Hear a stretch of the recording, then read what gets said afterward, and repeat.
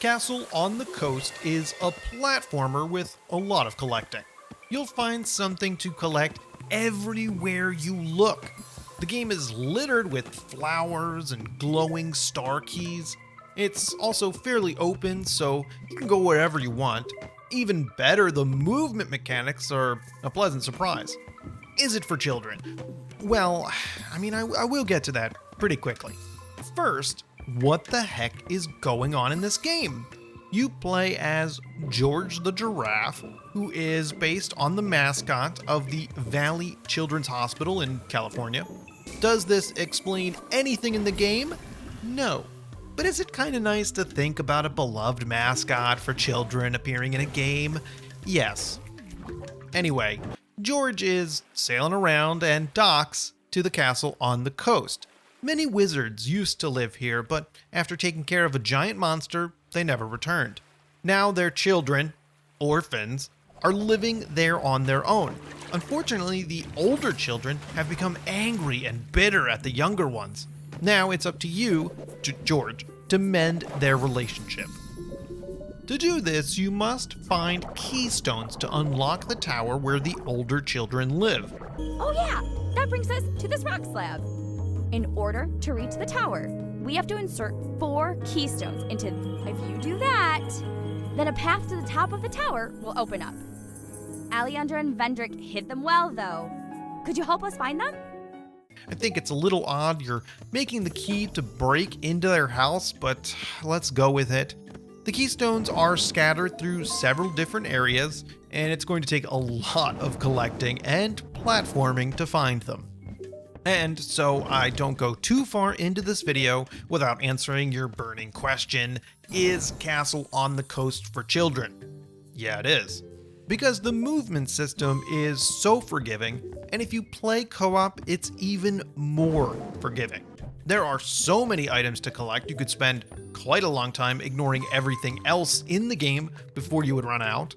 However, there are a few spots that require very good controller ability, and I wonder if a child would be capable of completing them. For example, this ball rolling is very touchy, and if you slide off, you'll have to bounce back up or take a lot of time to reach the area you were previously at. Do children have enough patience?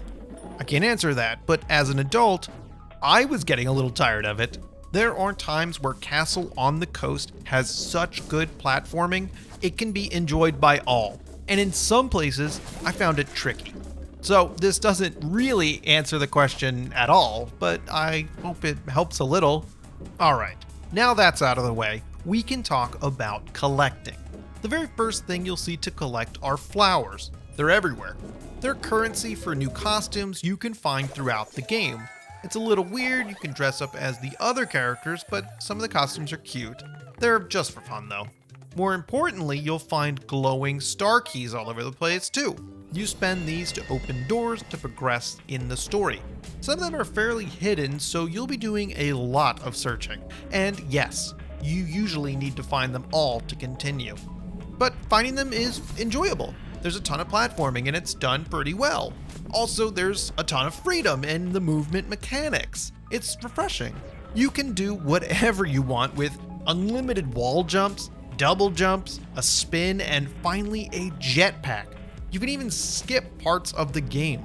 I am surprised they allow so much, but I wonder if it makes it easier for the children. Please think of the children.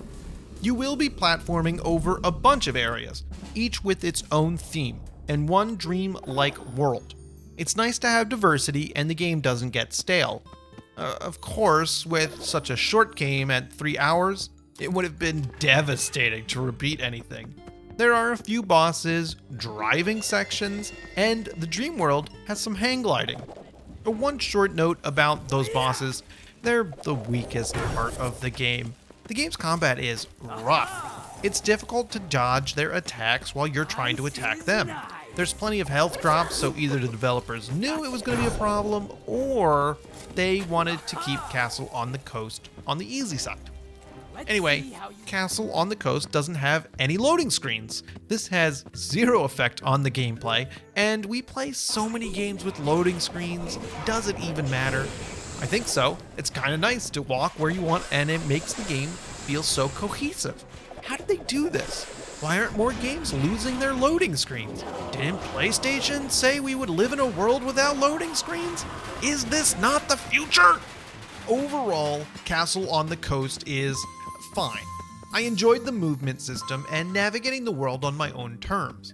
However, the story is weird as heck, and I was a little bored by the end. It's difficult to recommend. Please let me know if your child enjoys it.